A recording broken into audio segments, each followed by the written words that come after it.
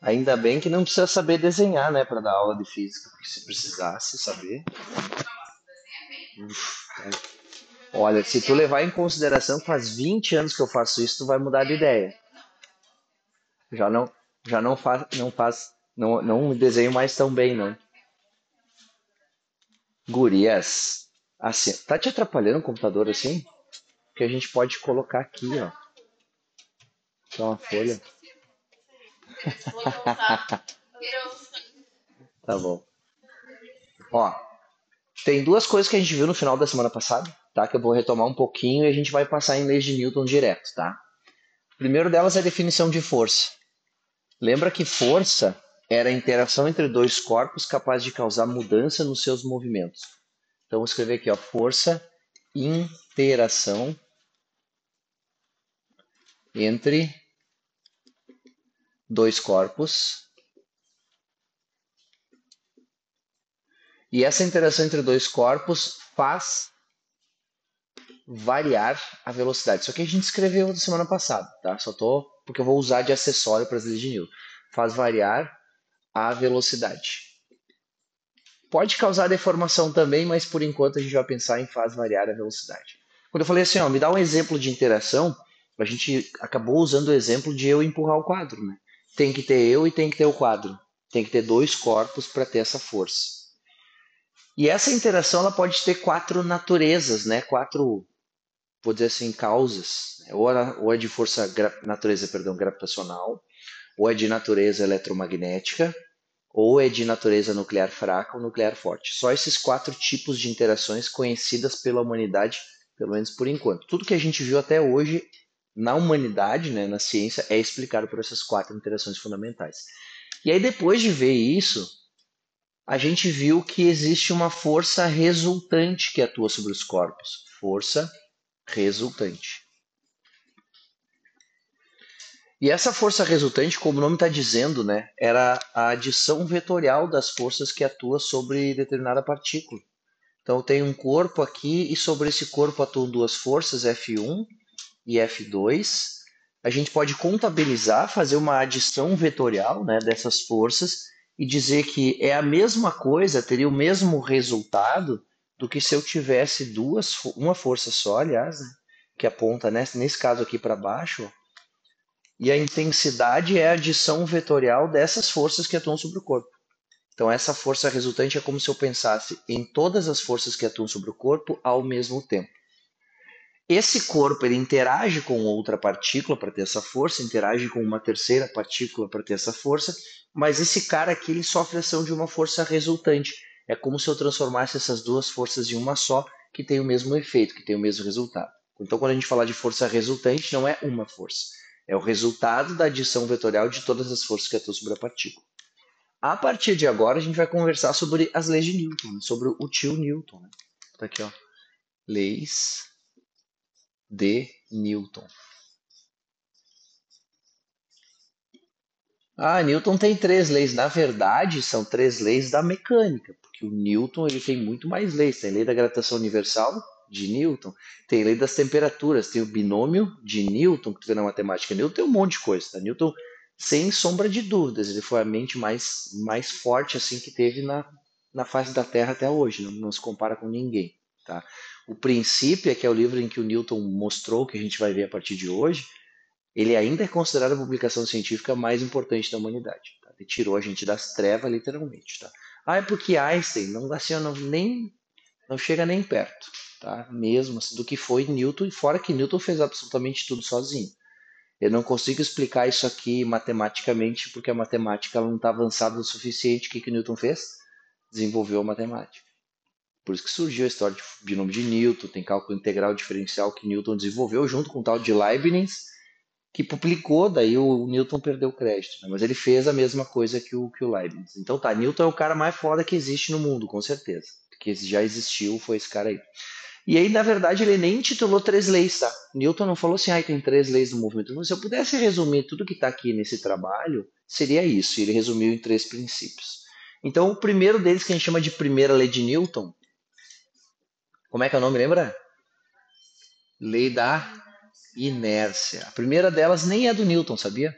Lei da inércia, o pessoal está acreditando a Galileu, mas tem até historiadores que dizem que tem um tal de Bruno Giordano que já tinha essa ideia inicial de levar em consideração que quando um corpo está se movimentando, a tendência dele é continuar se movimentando. E se ele está parado, a tendência dele é ficar parado. O enunciado da primeira lei de Newton, ele é um enunciado bem conhecido, né? Todo corpo que está em movimento, em repouso, aliás, tende a ficar em repouso. E é uma coisa que a gente entende que, claro, se o corpo está parado, a tendência dele é permanecer parado. E a outra parte é uma que não é tão bem aceita, porque no dia a dia parece que não. Todo corpo que está em movimento tem uma tendência a manter esse estado de movimento indefinidamente, para sempre. Não é o que a gente percebe. Se a gente bota um corpo no chão e empurra, daqui a pouco ele para, né? Parece que a tendência dele é parar.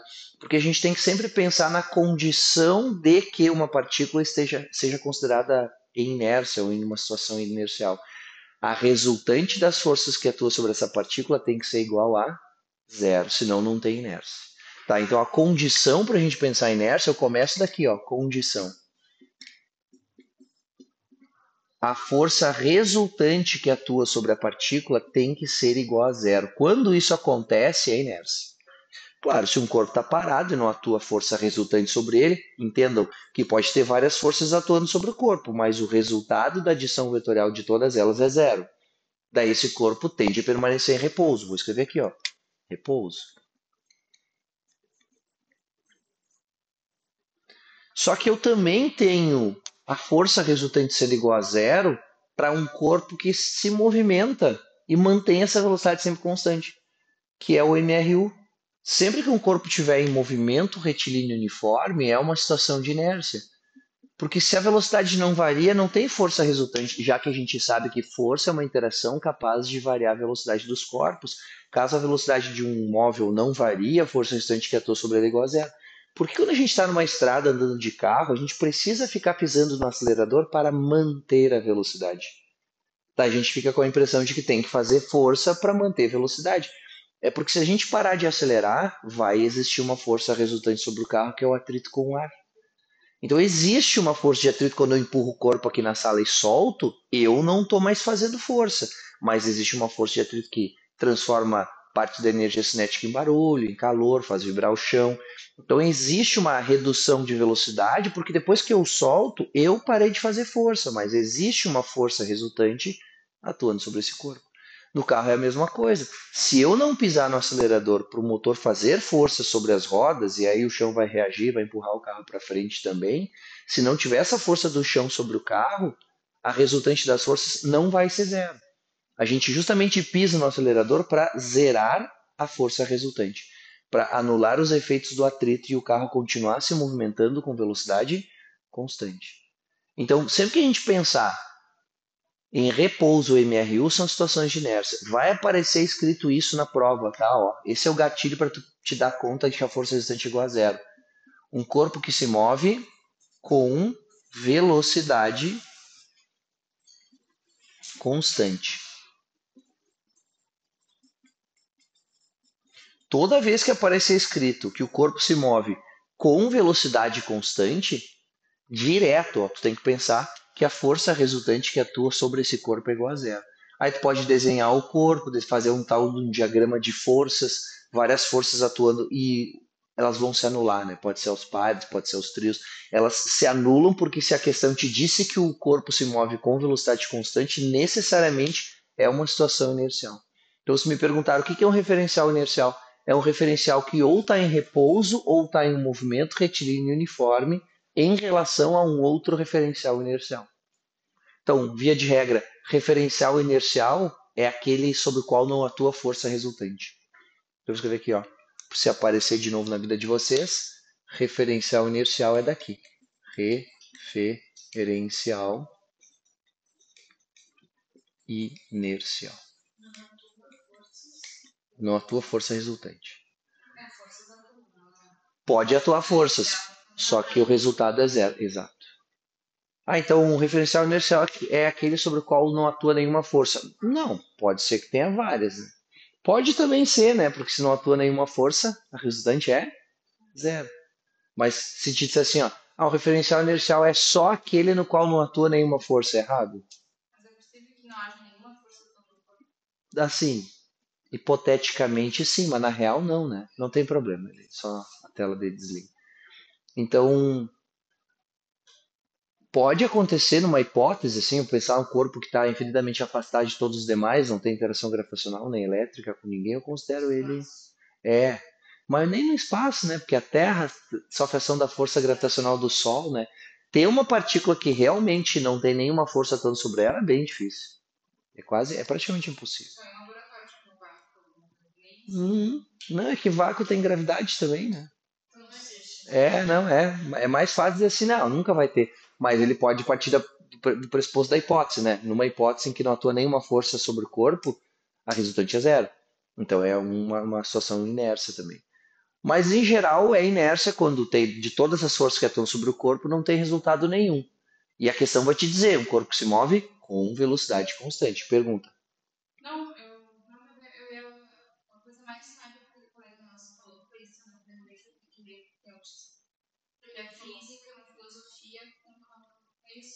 É que, na verdade, assim, a física se chamava filosofia natural, né? Sim.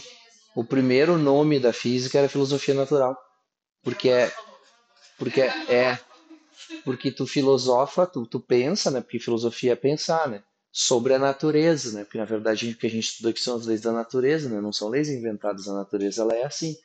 Só que precisou de gente pensando para anotar e conseguir prever resultado. A matemática é a linguagem para isso, aquela história toda. Mas o que a gente estuda são fenômenos naturais, não tem nada que a gente está falando aqui que não acontece na nossa frente, né? São leis da natureza, filosofia natural. Se tu olhar a capa do livro de Newton, é Princípios Matemáticos da Filosofia Natural. O nome do livro dele é esse. Princípios Matemáticos da Filosofia Natural. Porque na época ainda chamavam de filosofia natural. Aí os caras trocaram para física.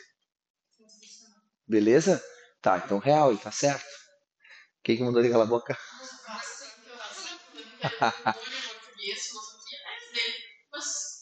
É, mas de repente esse colega de vocês não falou só isso, né? De repente é uma pessoa que sempre interrompe, não sei. Daqui a pouco é por isso que ele mandou. É, isso. Eu entendo, tudo bem, mas às vezes tira o foco de você, né? Não sei, não sei. Eu já me coloquei na posição do professor aqui e já entendi qual é que é. Porque não tem por que ele agir assim, né? Ele vai agir porque, não, tá, fica quieto. Tá. Aham. Tá, voltando. Então, quando a gente falar assim, ó, um referencial é inercial quando a resultante das forças que atuam sobre ele é igual a zero, ou quando não tem nenhuma força atuando sobre ele, porque dá na mesma, né? A resultante das forças que atuam sobre ele é igual a zero. Agora eu quero que vocês pensem assim, ó, que grandeza no corpo quantifica a inércia, compara a inércia. O que é o meço no corpo que vai dizer, eu não acredito que eu sei isso. Qual é que é a grandeza que num corpo quantifica, né, que dá o valor da inércia? É a massa. Hoje a gente vai entender bem certinho por quê, tá? Mas massa é a medida de inércia de um corpo. Eu vou te dar exemplos para te provar que é, e depois a gente vai ver por conta isso. Então, a massa é a medida da inércia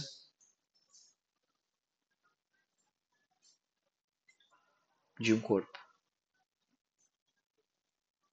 Quer dizer que um corpo de massa maior tem maior inércia. O que isso significa?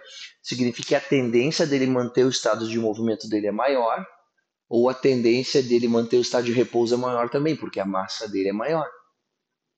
E a tendência de manter também é oposição à mudança, concordam? Tender a manter é se opor a mudar. Quer dizer que quanto maior a massa, maior é a oposição à mudança no estado de movimento de um corpo. Quer dizer que um caminhão que está cheio, ele tem uma massa grande e, por consequência, ele tem uma tendência a se opor mais à mudança no estado de movimento. Então, ele tem uma tendência maior de manter a velocidade ou é mais difícil variar a velocidade dele, tá na mesma. Ele tem uma tendência maior a se manter em repouso, eu preciso fazer uma força maior para tirar ele do repouso com uma mesma aceleração, ou ele tem uma tendência maior a se opor à mudança no estado de movimento dele. Então, pela inércia ser maior, é mais difícil colocar em movimento, mas também é mais difícil parar. Dá para a gente pensar num exemplo que a gente não se baseia em peso, que é carrinho de supermercado. O carrinho de supermercado está vazio, é bem fácil empurrar ele para frente e para trás, né? Ele tem uma inércia pequena. Tu acelera ele facilmente, tu varia a velocidade dele fazendo uma força pequena. porque ele tem uma massa, uma inércia pequena. Agora, no final das compras, o carrinho está cheio. E aí, para tu começar a mover ele é mais difícil do que quando ele estava vazio, para tu parar ele também é mais difícil. Por isso que no final das compras, não sei vocês, mas eu sou assim. Eu no início das compras eu tô passeando com o carrinho, aqui vou em tudo que é corredor. Às vezes eu tô passando o carrinho no corredor central que tem no mercado e eu olho uma coisa que tá lá na ponta, assim, ó. Eu solto o carrinho e vou caminhando.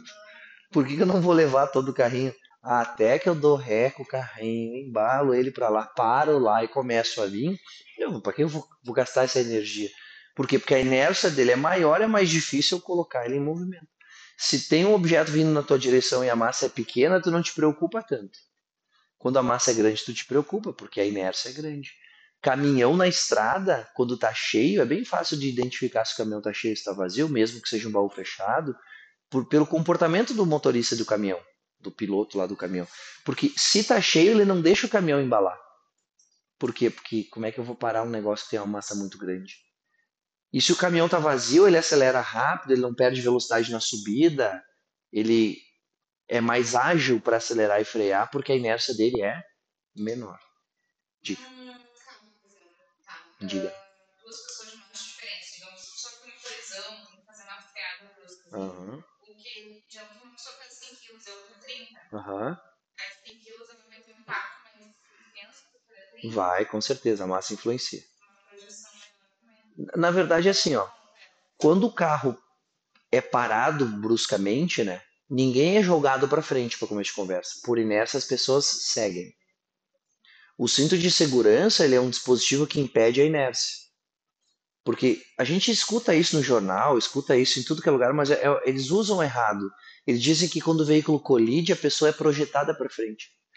Em relação ao veículo, eu posso até considerar, mas o veículo não é um referencial inercial, porque ele está sendo acelerado nesse momento. O que está acontecendo com as pessoas? Elas estão, por inércia, continuando a se mover com a mesma velocidade que elas estavam. O carro está 100 km por hora, eu estou a 100 km por hora, ele colide, alguma coisa freou o carro, uma força atua sobre o carro. O meu corpo tem uma tendência, por inércia, a se manter em movimento. Então, as duas pessoas, a de 100 kg e a de 30, vão se mover a 100 km por hora. Quando as duas batem em algum obstáculo, aquela que é mais pesada tem que sofrer uma força maior para zerar a velocidade dela. Então, vai machucar mais a pessoa mais pesada. Não, que não vai machucar mais leve, né? Mas as duas saíram para frente em relação ao carro com a mesma velocidade, porque as duas tinham a mesma velocidade. Foi o carro que parou. Quer ver um exemplo bem fácil de entender, que daí a gente aplica para o carro também? Porque quando a gente está caminhando e a gente tropeça, a gente tem que dar aquela corridinha para não cair. Porque quando eu estou caminhando e eu tropeço, os meus pés param. Alguma coisa bateu no meu pé. O resto do meu corpo continua por inércia. O resto do meu corpo não sofreu ação de força nenhuma. Só que uma força, sei lá, do que eu chutei ali no chão, parou os meus pés. O meu corpo, por inércia, continuou indo. Então a parte de baixo se atrasou, a parte da frente se adiantou, e para eu não cair, eu tenho que fazer a parte de baixo se desatrasar e vir para baixo da parte de cima. Por isso que a gente dá aquela corridinha para não cair. Por isso que quando a gente já tá correndo e tropeça, é uma desgraça. Né? Por quê? Porque tu já tava correndo. Para desatrasar a parte de baixo do corpo, vai ter que correr pela vida agora, né? E às vezes não dá certo, né? Isso, é. A ideia que eu dou sempre para os alunos nessa aula é abraça a queda, né? Dá um rolinho, né? Bate o ombro no chão, deixa o corpo passar, vira uma cambalhota. E se der, de repente, tu terminando a cambalhota até levanta, né? Quando você vai encostar no chão, fica menos feio, fica acrobático, né? Mas se tu tava correndo e tropeça e tu vê que tu não conseguiu recobrar o equilíbrio rapidamente, se abaixa e deixa a vida acontecer. Né? Dá uma cambalhota e levanta. Com certeza tu vai se machucar menos. Tu vai até se sujar mesmo. Porque vocês já caíram quando eram criança com as mãos no chão, né? O que que acontece? Rala tudo as mãos, cotovelo, às vezes tu bate a boca no chão, então, pô, se abaixa, dá uma cambalhota, é bem mais fácil, tá? Então a gente cai quando tropeça por inércia. É a mesma coisa que eu estar de pé num ônibus e o ônibus do nada freia. Se eu não me segurar, o que que acontece? Eu caio. Mas é por inércia, porque uma força atuou sobre o chão, sobre o ônibus, sobre os meus pés, segurou os meus pés e o resto do corpo, por inércia, seguiu o movimento. Então, vamos anotar aqui, ó, o cinto de segurança é um exemplo de um dispositivo de segurança que se baseia segundo um princípio físico, que é da inércia. Vou escrever aqui, ó, cinto de segurança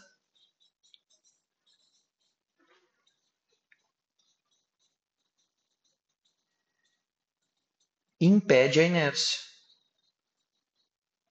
Isso aqui já caiu um monte de vestibulares, tá? Impede o corpo de seguir em movimento, né? Impede a inércia. Impede de o teu corpo colidir contra o veículo, né? Contra o painel do veículo para zerar a velocidade, né? Ia ter uma força que não é o cinto.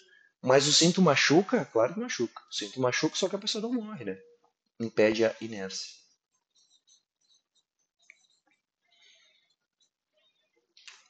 Quando tem um acidente muito grave, a pessoa fica em observação, por quê? Para ver se tem alguma lesão interna, né, que não apareceu, porque o cinto ele pode cortar um órgão da pessoa, pode quebrar costela, com certeza, depende da violência do acidente, mas também com certeza a pessoa vai se machucar muito menos, né, do que se tivesse batido direto contra o volante, contra o painel, contra o vidro, tivesse picado no asfalto na frente do carro várias vezes, tivesse caído para fora quando o carro está capotando.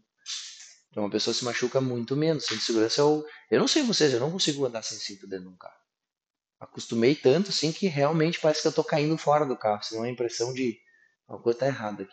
Tanto que eu tô andando de moto agora e eu saio de moto e falo, alguma coisa tá errada aqui. Eu não botar alguma coisa tá faltando. Tô solto aqui em cima, né? É, não, tudo é, né? Tudo é. Enfim.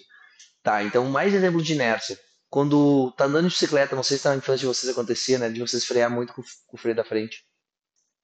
O que que acontece? Capota, né? Por inércia. Se o cara tá cavalgando e o cavalo freia, né, demais, né, e o cara não se inclina para trás, não se cuida, ele vai cair para frente. Isso tudo é inércia.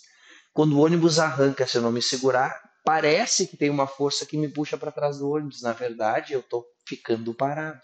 O ônibus é que está se movendo. Essas forças, já vamos conversar sobre isso, ó. Essas forças que surgem, tipo, quando o carro freia, o corpo é lançado para frente em relação ao carro, né? Se a gente olha por fora do carro, de um referencial inercial, não tem força nenhuma, é só inércia. É a própria ausência de força resultante e o corpo tem uma tendência a manter a sua velocidade. É isso que está acontecendo. Agora, para um referencial do carro, realmente no carro, tu percebe que tu tem que se inclinar para trás quando o carro freia, né? Parece ter uma força de puxando para frente quando ele freia. Mas essas forças a gente chama de forças fictícias porque elas são forças de referencial não inercial. Quem que é o referencial não inercial? O carro, ele tem aceleração. Quando o ônibus arranca, parece que uma força me puxa para trás do ônibus, mas essa força é fictícia, não forma nem paração e reação, né? Não tem ninguém te puxando para trás. Oi? É uma consequência do teu referencial ter aceleração. Então, uma força fictícia ou força de referencial não inercial. E um lugar que acontece isso o tempo todo e é mais difícil de entender do que um ônibus arrancando é quando o carro faz uma curva. Quando um carro faz uma curva, a gente se sente jogado, parece que para fora da curva, mas não é para fora da curva. Quando o carro faz uma curva, vamos pensar, ó, o carro está aqui nessa posição e ele vai descrever uma curva. A velocidade dele é tangente à trajetória. Ó. Nesse instante, essa é a velocidade dele. Mas ele vai descrever essa curva, quer dizer, tem que ter aceleração. Por quê? Porque, embora não varie o módulo da velocidade, está variando a direção e sentido. Não é um MRU, é um MCU. Se for uniforme, né? Se não for, é pior, mas quando o carro está fazendo uma curva, todos os ocupantes do carro têm a mesma velocidade do carro. E qual é que é a tendência por inércia de todos os ocupantes do carro? Seguir em linha reta, que é pela tangente. Ó, essa pessoa ela tem, se parar de ter força que está puxando ela para o centro, a tendência dela é vir para cá. Ó. Só que o carro faz a curva porque tem uma força atuando sobre ele e sobre a pessoa também. O cinto de segurança segura ela, o lateral do banco, o atrito da bunda dela com o assento. Tudo isso aí está fazendo ela fazer a curva, está puxando ela. E olha, pensa bem, ó. Imagina se eu estou sentado aqui, ó. Imagina se eu estou sentado aqui numa cadeira dessa. E alguém vem aqui do lado e puxa a cadeira para o lado, o meu corpo vai ou não vai se inclinar por inércia? É a mesma coisa que alguém puxar o meu tapete. Se alguém puxa o meu tapete, o meu corpo inclina porque essa parte fica parada e os meus pés vão para lá. Quando eu estou fazendo uma curva, a minha tendência era seguir linha reta. Só que tem uma força de atrito, no caso, mas a gente vê que puxa o carro para dentro da curva. O que acontece com o corpo das pessoas? Elas inclinam. Um caminhão tomba fazendo a curva pelo mesmo motivo. Tem uma força que puxa a parte de baixo do caminhão para ele fazer a curva. Se for grande demais, o caminhão vai tombar enquanto faz a curva. Então a tendência de todo mundo é seguir em linha reta. Por que a sensação de que a gente está indo para fora da curva? Olha só, essa seria a trajetória inercial. Se a gente olhar em relação ao carro, parece ou não parece que a pessoa foi para fora da curva? Parece, mas ninguém foi para fora da curva. Esse objeto teria ido pela tangente. Vocês já perceberam que quando vocês giram o pano do guarda-chuva molhado, choveu até ontem, né? Diz que tava chovendo fazia desde domingo, que não parava mais de chover. Enfim, cheguei, parou de chover. Olha que beleza. Só que eu vi. Mas enfim, tá. Tu tá com o pano de guarda-chuva molhado. Já brincaram disso de girar o guarda-chuva quando ele tá molhado? A água que sai do guarda-chuva, ela sai radialmente para fora ou ela sai sempre pela tangente? Pela tangente, quando ela perde aderência com o pano do guarda-chuva, deixa de existir força que fazia ela fazer uma curva. Então ela tem que seguir pela tangente. Quando eu pego a caneta dessa. Qual vai aparecer mais? Acho que é verde. Ó, eu vou pegar a tampa. A caneta é muito grande, vai fazer muito barulho. Mas eu vou girar aqui na frente de vocês e vou soltar mais ou menos aqui. Eu quero que vocês percebam. Eu só vou soltar. Vou abrir os dedos aqui, ó, e a caneta vai parar de girar junto com a minha mão. Ó. Eu vou dizer quando, tá? Percebam como sai pela tangente, ó. Onde está minha mão aqui, ó. Agora. Vocês perceberam que a caneta saiu pela tangente? Ela não sai radialmente para fora. Se ela tivesse saído radialmente para fora, ela teria que ter ido para lá. Ó. E para onde que ela foi? Para cá. Claro que depois vira um lançamento oblíquo, né? Uma trajetória parabólica, enfim. Mas a caneta saiu da minha mão pela tangente. Ninguém é jogado para fora da curva. Mas a gente vai ouvir isso aí. Ah, o carro foi jogado para fora da curva. Ninguém foi jogado para lugar nenhum. Por inércia, ele seguiu pela tangente. Se esse carro aqui passa por uma mancha de óleo, ele perde a aderência, não tem mais atrito, ele vai seguir pela tangente. Não existe freada em curva, quando tu vê aquelas marcas de pneu radialmente para fora, não tem essa, nunca tem assim. Como é que é a freada? Tangente sempre. Então o carro ao perder a aderência, ele começa a derrapar os pneus e a, a marca de pneu ela é tangente à curva, nunca é radialmente para fora. Foi? Então isso aqui é mais um exemplo de inércia, porque uma trajetória curva não é inercial. Quem está dentro do carro se sente puxado para fora da curva, mas não existe força nenhuma. É uma força de referencial não inercial. Quem que é o referencial não inercial? O carro fazendo a curva. Vamos anotar isso? Vou escrever aqui, ó. Os ocupantes do veículo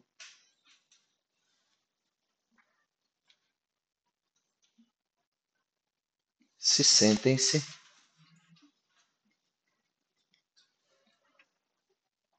puxados para fora da curva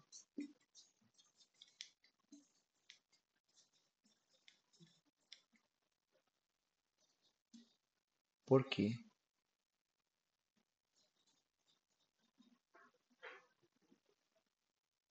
estão em um referencial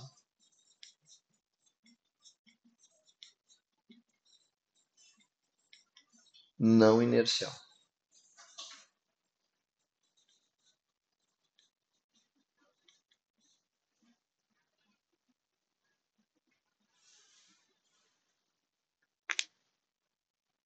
Daí a gente diz que existe, para esse referencial não inercial, uma força centrífuga. Mas essa força centrífuga é uma força fictícia, porque ela não é uma interação entre dois corpos. Ela surge do ponto de vista do carro, que é um referencial não inercial. Então, ela é uma força fictícia ou é uma força de referencial não inercial? Vamos lá. A força centrífuga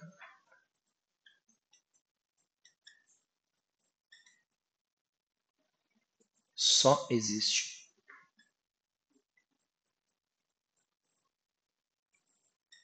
para o referencial do carro.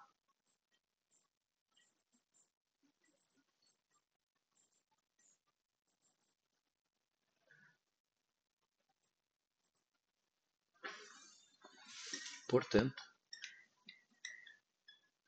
que é não inercial, né? Não inercial. Portanto, é uma força fictícia. Ela não forma para ação-reação, tá? Fictícia.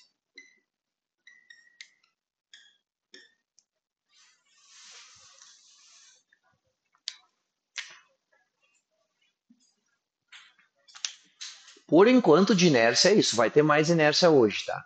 Conforme a gente avança nas leis de Newton, a gente vai perceber que a inércia ela aparece na segunda lei de Newton também.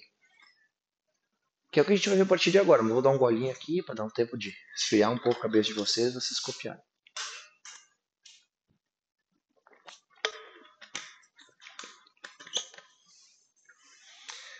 Eu não posso entrar nessas lojas de coisa para casa, gente. Pelo amor de Deus. Final de semana eu comprei 2 panelas. Acho que é a primeira vez que eu compro panela na minha vida, real, assim, primeira vez. Porque quando eu vim morar aqui, peguei as panelas velhas da mãe, né? Quando me casei também, já tinha as panelas, daí ganhei a panela de presente de casamento, aquelas coisas todas. Me separei, fiquei com as panelas também que estavam em casa, e é aquelas coisas que vai. Bom, eu tenho panela que foi da minha avó ainda em casa. Aquelas que é de esmalte, que tá tudo. Enfim, não tenho mesmo, real, assim. E aí, para não mentir, eu já comprei frigideira, uma panela eu nunca tinha comprado. Eu sempre quis isso, sempre quis ter aquelas panelas de cerâmica, sabe, revestimento cerâmico. Daí fui na loja lá do velho, isso, e aí comprei 2 panelas, assim. Nossa, fiquei feliz, assim. Só que, oi? Aí comprei, só que daí assim, né, aquelas panelas tu não pode ficar esfregando no talher, né? Aí eu pensei, tem que comprar umas colheres de silicone, né? Aí fui ali na Casa Maria e gastei quase R$ 200, né? Tu entra, sim. Ah, hoje eu vou comprar uma forma de pudim. Comprei a forma de pudim que eu sempre quis ter. Aí minha coqueteleira acho que ficou na casa do Álvaro, que é meu amigo de Porto Alegre. E aí eu já vi umas de vidro, perguntei, vocês têm coqueteleira? Ah, tem, dela mostrou uma de vidro. Achei baratíssimo, R$ 50. Comprei. E comprei as colheres, comprei um negócio para descascar legume. O que mais que eu comprei? Enfim, é isso, né? Chegou, depois que ela me entregou a coqueteleira, eu falei, deixa eu ir correndo pro caixa, né? Eu não posso ver mais nada aqui. Eu tinha certeza que estava quase R$ 200, gastei 180 e poucos reais. Chega. Não vou mais. Vou ficar um mês, 6 meses sem ir em loja nenhuma.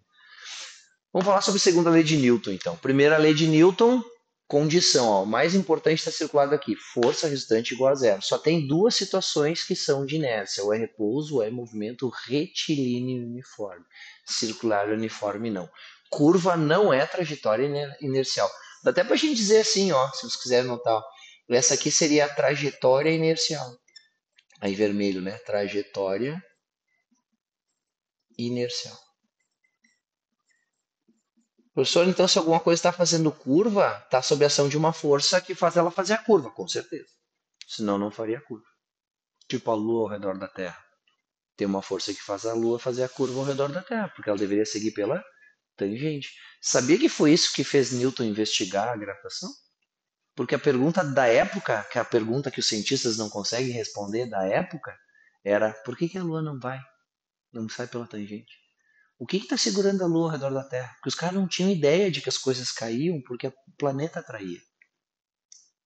Tu vê, né? Uma coisa tão, pra nós, tão boba hoje em dia, né? Todo mundo continua não achando boba. Tipo, a gente entende hoje em dia, pensando em cientificamente falando, né? Que as coisas caem porque existe uma interação, uma atração entre a caneta e a Terra. Sabia que até hoje ninguém sabe por quê? Aham. Uhum. Pois é, não. Então onde é que vem, né? Sabe, a gente chega numa conclusão, assim, concorda de que é uma propriedade da matéria se atrair, né? Tipo, massa atrai massa. Mas por quê? Ah, em algum momento, se Deus existe, a gente vai chegar para ele e vai perguntar. Foi ele que inventou essa moda aí. Entendeu? Até hoje não existe um, tipo, tenho certeza do porquê. Não tem. Loucura, né? Mas na época eles nem pensavam que existia. Na época, se basear em Aristóteles, o bagulho cai porque ele é mais feito de terra, pensa. É mais feito porque só tem 4 elementos, né? Tem terra, fogo, ar e água. Como esse bagulho é mais feito de terra, ele vai para terra. Aí é meio fraco, né? Mas Aristóteles, se pensar assim, ó, o que Aristóteles disse cientificamente, tudo tá errado. Não desmerecendo o trabalho dele, mas ele foi o cara que fez todo mundo começar a pensar e disse umas coisas que as pessoas, acho que não, hein? Não me parece que seja isso aí, entendeu? Então ele serviu para isso também. O Newton já foi um cara um pouquinho mais diferente, né? Como o cara que fez todas as contas ali para dizer assim, olha, fiz as contas, previ que dá isso aqui, vamos ver. Deu exatamente o que ele falou. Então, segunda lei de Newton, que também é conhecida, né, o nome mais comprido delas todas, né? Princípio fundamental da dinâmica.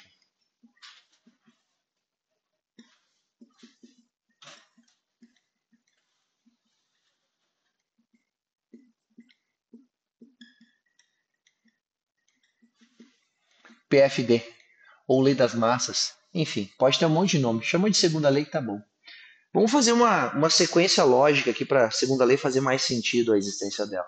A gente acabou de ver, na primeira lei de Newton, que quando a força resultante que atua sobre uma partícula é zero, ela tem tendência a ficar parada se ela estava inicialmente parada, ou ela tem tendência a manter a velocidade dela sempre igual, mesmo modo, mesma direção, mesmo sentido.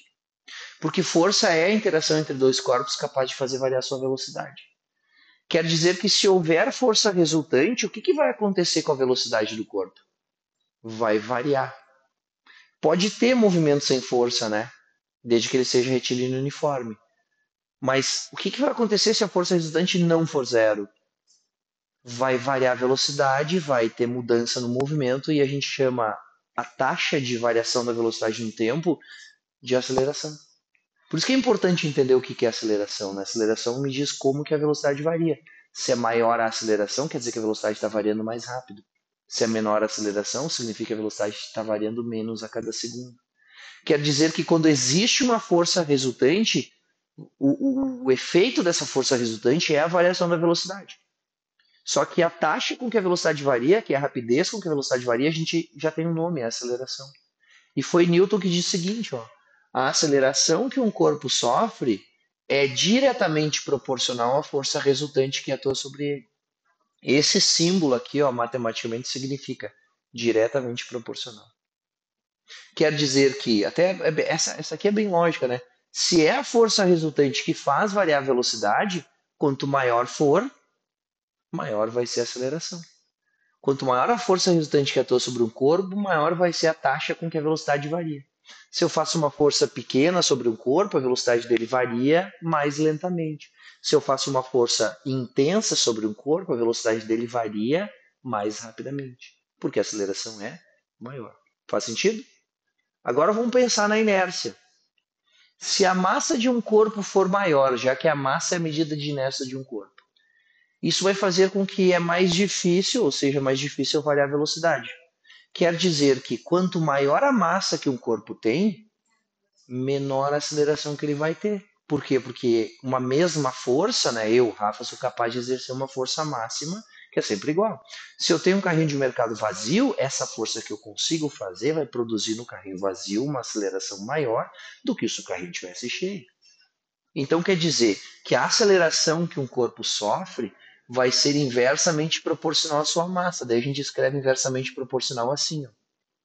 É proporcional ao inverso da massa. E a gente pode juntar essas duas coisas aqui, ó, numa equação. A gente pode dizer assim, ó, a aceleração, ela é a razão entre a força e a massa. Força resultante, né? Quer dizer, no formato que vocês estão acostumados a ver essa equação, que a força resultante que atua sobre um corpo também pode ser calculada pelo produto da massa dele pela aceleração. Na verdade, Newton nem disse isso, tá? Isso que a gente aprende como segunda lei de Newton já é um resumo. A gente só pode falar do enunciado original da segunda lei de Newton quando a gente estiver falando de dinâmica impulsiva. Olha, impulso igual a força vezes tempo, impulso é igual a variação na quantidade de movimento. Quando a gente chegar nesse ponto da matéria, a gente vai estar falando de segunda lei de Newton, como ele disse. Mas é cedo. Mais tarde a gente fala sobre isso. Quando eu chegar lá, eu vou dizer assim, olha, tem universidades que já estão dizendo, essa aqui é a segunda lei de Newton, e não isso aqui. Tá? Mas está valendo. Segunda lei de Newton é força resultante igual a massa da aceleração. Aí eu quero olhar para essa equação aqui e conversar sobre alguns detalhes com vocês, tá? Segunda lei de Newton também demora um pouquinho para terminar. Terceira lei de Newton eu acho que é a mais legal, porque vocês evoluem mais na terceira lei de Newton, porque é o que vocês mais não aprenderam. Tá? A terceira lei de Newton, em geral, o pessoal não sabe nada. Mas, embora seja uma questão só teórica. Diga. É lá no teorema do impulso que a gente vai ver. Mas tem a ver com isso. É, porque se o tempo é maior para zerar a velocidade, a aceleração é menor. E se a aceleração é menor, a força resultante é menor. Daí machuca menos. Né? tá? Mas não é só airbag que é assim, tá, Lu? Tipo, quando alguém deixa cair a chave pra ti de uma sacada. Já aconteceu na tua vida de alguém largar a chave porque tu esqueceu? Tu deixa a mão parada ou tu recua? Tu aumenta o tempo que demora pra parar a chave. Daí dói menos. Quando tu brinca de madeira num colchão, por que que não dói? Quando tu é criança, né? Se tu fizer isso agora como adulto, nunca brincaram de madeira, que é botar um colchão e fazer madeira e cair assim. Eu não sei, eu chamava brincar como se fosse uma árvore caindo, sabe? Que as pessoas gritam madeira. Enfim, é que a gente é mais velho, né? Acho que é por isso. A ideia é assim, ver quem que tem coragem de não se mexer, né? Tu tem que deixar e cair na cama. Só que assim, ó, hoje em dia minha cabeça tá 1,80 do chão, né? Tipo, vai doer igual mesmo sendo um colchão, mas quando tu é criança é nada, né? Né? Não é a mesma velocidade com que tu chega, porque a altura não é a mesma. Mas voltando, se tu bater no colchão, agora como adulto, vai doer, mas não vai me matar, né? Agora, se eu simplesmente cair reto, assim, ó, deixar minha cabeça bater no chão, muito provavelmente, pelo menos cego eu vou ficar, né? Que é a parte de visual do cérebro aqui na parte de trás. Por quê? Porque no colchão, o tempo que demora para zerar minha velocidade, já que o colchão é macio, é maior do que se eu batesse direto no chão. Então, o airbag tem a ver com a segunda lei de Newton? Tem, mas a gente fala mais sobre ele lá no Teorema do Impulso, porque lá a gente entende mais o que, que é a segunda lei de Newton e o raciocínio pela variação da quantidade de movimento sobre o tempo é mais rápido. Então, a gente vai passar por lá, tá? Então, antes de lá, a gente olha para a segunda lei de Newton assim: força resultante igual a massa vezes a aceleração. Essa força resultante, ela continua sendo o resultado da adição vetoral de todas as forças que atuam sobre a partícula. Continua sendo. Agora, esse vetor aqui, ó, quer dizer o seguinte, que a direção e o sentido da força resultante serão sempre iguais à direção e o sentido da aceleração. Quer dizer que a aceleração que o corpo sofre tem sempre a mesma direção e o mesmo sentido da força resultante. Sempre. Vocês vão ver isso aí, talvez algum professor está trabalhando elétrico com vocês, eu acho que não ainda, tá?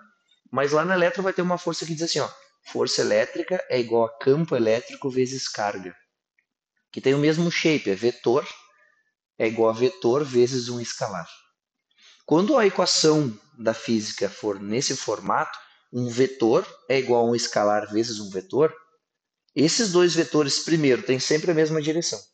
Porque multiplicar o vetor por um escalar não tem por que mudar a orientação dele no espaço. Né? Só vai deixar ele maior ou menor. Pode ser menor porque pode ser 0, né, o escalar.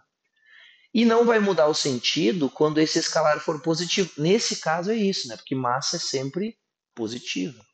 Quer dizer que força resultante e aceleração têm sempre a mesma direção e mesmo sentido. Vamos escrever isso? Onde? Queria que coubesse num cantinho aqui, ó. Vou- Não, sentido é para onde aponta a seta, lembra? Olha para mim aqui, ó. Direção horizontal, sentido para tua esquerda, sentido para tua direita. Cada direção tem dois sentidos. Direção vertical, sentido para cima e sentido para baixo. Então, quando eu estou te dizendo que força resultante e aceleração são dois vetores que têm sempre a mesma direção e o mesmo sentido, quer dizer que se a aceleração aponta para lá, a força resultante também. Se a aceleração aponta para cima, a força resultante também. Tá? Então, eu vou escrever aqui, ó. Circulei os dois. Força resultante e aceleração tem sempre, acho que tem acento nesse tem, né? Ainda tem acento diferencial? Não tem mais. Então, então é. Força resultante e a aceleração tem sempre. Esse tem aqui não é de os dois tem? Eles têm, eles têm.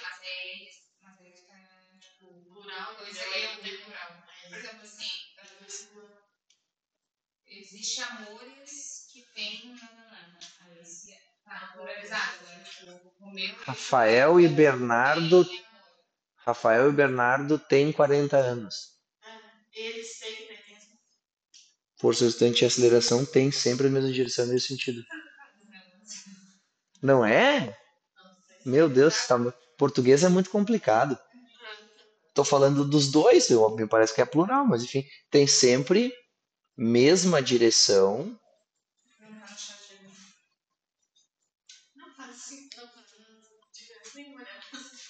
não, para nós, mesmo sentido.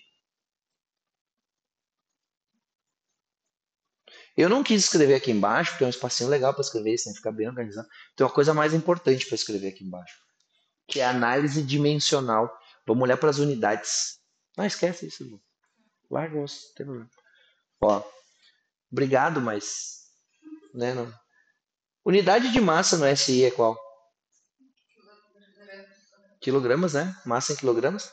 Quilogramas. Aceleração no SI, que unidade? Metros por segundo ao quadrado. Quer dizer que massa vezes aceleração, ou quilograma vezes metro por segundo ao quadrado, é a unidade de força no Sistema Internacional de Unidades que ganhou um nome. Qual é que foi o nome dado para quilograma vezes metro por segundo ao quadrado? Newton, né? Em homenagem ao tio Isaac. Um Newton equivale a 1 quilograma vezes metro por segundo ao quadrado. Agora eu vou te mostrar o que isso tem a ver com a inércia e com a massa ser a medida da inércia de um corpo.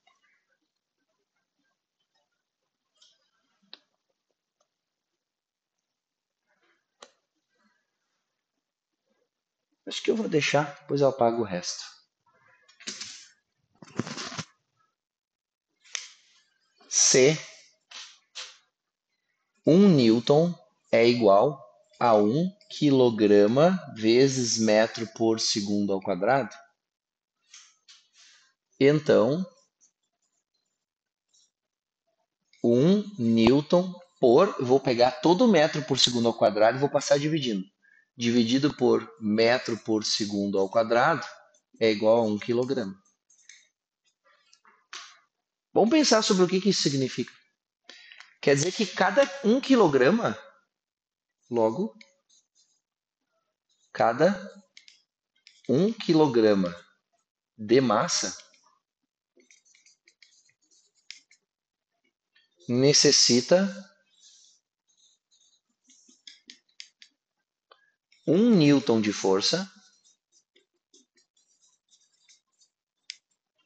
para ser acelerado em 1 metro por segundo ao quadrado. Para ter uma aceleração de 1 metro por segundo ao quadrado. Olha como isso aqui está me dizendo o quão fácil ou quão difícil é mexer um corpo. Se ele tem a massa de 1 kg, eu preciso de 1 newton para ele ter uma aceleração de 1 metro por segundo ao quadrado. E se ele tiver 2 kg, ele vai precisar de 2 newtons para ter 1 metro por segundo ao quadrado. Olha aqui, ó. 2 kg significa 2 newtons a cada metro por segundo ao quadrado de aceleração. É mais fácil ou mais difícil acelerar o corpo de 2 kg se ele precisa de 2 newtons a cada metro por segundo ao quadrado de aceleração? Mais difícil. Quer dizer que quanto maior a massa, mais newtons eu preciso a cada metro por segundo ao quadrado de aceleração que eu quero gerar. Por isso que massa é a medida de inércia de um corpo. Massa me diz literalmente isso, a dificuldade que é de movimentar o corpo com determinada aceleração. Quantos newtons eu preciso a cada metro por segundo ao quadrado de aceleração. Quanto mais quilogramas eu tenho num corpo, mais newtons eu preciso a cada metro por segundo ao quadrado de aceleração que esse corpo vai possuir. Por isso que massa é a medida de inércia de um corpo. A explicação para isso só pode vir depois da segunda lei de Newton. Quando a gente entende que força é massa vezes aceleração, então o Newton é igual a quilograma vezes metro por segundo ao quadrado. E a gente isola o quilograma e fica Newton a cada metro por segundo ao quadrado de... Isola o quilograma, aliás, né? Fica Newton a cada metro por segundo ao quadrado de aceleração. Quer dizer que quantos mais quilogramas, mais newtons eu preciso a cada metro por segundo ao quadrado de aceleração que eu vou gerar no corpo. Foi? Tem mais uma coisa que eu quero mostrar para vocês que tem a ver com a segunda lei de Newton. Daí a gente vai fazer um pause na segunda lei de Newton e vai falar sobre a terceira. Tá. Pode falar. Que eu vou escrever a massa é a medida da inércia de um corpo. Ela é explicada pela segunda lei, não pela lei da inércia. A lei da inércia só fala assim, ó, se a força resultante for igual a zero, o corpo tem uma tendência a seguir linha reta. Mas sem a segunda lei de Newton fica mais difícil entender por que massa é medida de inércia. Ali eu só disse para vocês, né, que eu te mostrei. Cada quilograma é quantos newtons, é um newton que eu preciso a cada metro por segundo ao quadrado de aceleração. Então, se um corpo tem uma massa de 100 quilogramas, ele precisa 100 newtons para ter uma aceleração de 1 metro por segundo ao quadrado. Respondendo a tua pergunta antes do carro que bate. Tanto a criança de 30 quilogramas e o adulto de 100 quilogramas vão sair com a mesma velocidade e essa velocidade tem que ser zerada. Quando o carro bate, eles também vão zerar a velocidade deles com alguma coisa. Para a criança, eu preciso de 30 newtons de força a cada metro por segundo ao quadrado de aceleração que eu quero gerar nela. Para a pessoa, eu preciso de 100 newtons. Então, os corpos de massas diferentes numa colisão não recebem forças iguais. Vai ter mais fratura, o cara mais pesado, com certeza. Não sei, porque daqui a pouco a gordura amortece, né? Uma pessoa que tem 100 quilogramas, dificilmente ela não vai ter excesso de gordura. Não é impossível, mas dificilmente. É isso aí. Então, não necessariamente eu não sei. Mas com certeza a força talvez seja muito maior do que a massa corporal, né? Do que o volume corporal, né, daquela massa. Então aí tem outros fatores para a gente levar em consideração. Mas a força é maior. Se vai quebrar mais, eu já não sei. Que ainda não está tão rígido o osso, né? A flexibilidade provavelmente vai se machucar menos. Deve ter um estudo sobre esqueci o nome, sobrevivência maior de criança em acidentes, né? Tipo, é, é que também depende se a criança está em cadeirinha ou não, tem um monte de coisa ali, né? Mas antes de ser obrigatória a cadeirinha, seria interessante ver a mortalidade, né? A taxa de mortalidade, de fatalidade de um acidente para adultos e crianças não deve ser a mesma. Como? Crianças iam até nos porta-malas. Adorava, inclusive, a deitar dormindo. Melhor coisa. Tá, agora a gente vai conversar sobre análise gráfica da relação entre força e aceleração. Tá? Então eu escrevi aqui, ó, gráfico. Força resultante versus aceleração.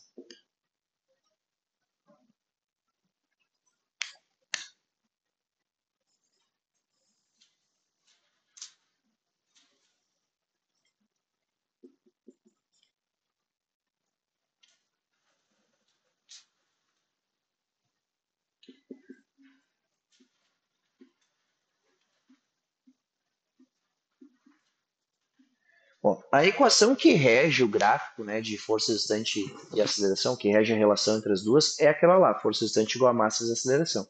Então, se eu sei que a equação desse gráfico é força resultante igual a massa vezes aceleração, faz aquela matematicalização que a gente fez um pouquinho na cinemática, que ajuda. Ó.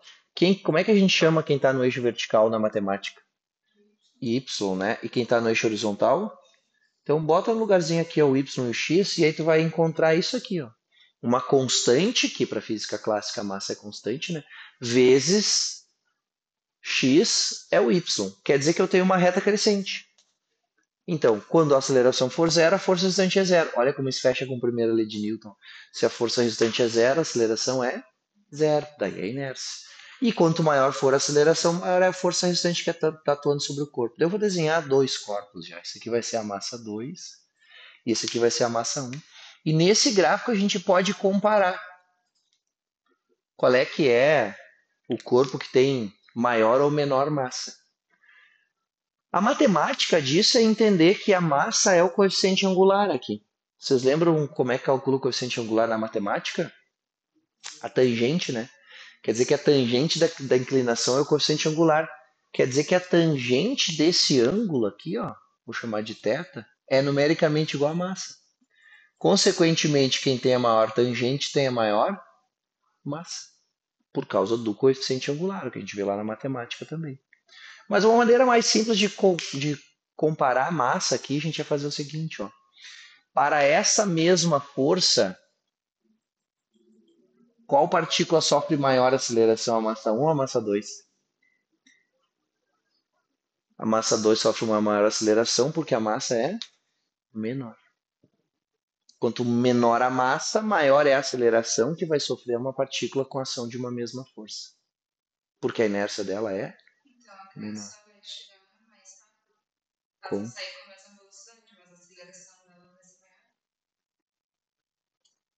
Se a força que atua sobre os dois for a mesma, não é o caso, né? Se a força que atua sobre os dois for a mesma, a criança que possui massa menor vai sofrer maior aceleração. Mas no caso de uma colisão, a criança recebe uma força menor, tá? Porque a massa dela é menor. Os dois vão acabar tendo uma mesma desaceleração. Tudo bem? Eu vou deixar vocês fazendo uma questão ou outra e vou vazar da aula. A tangente maior é aqui que está mais em pezinho.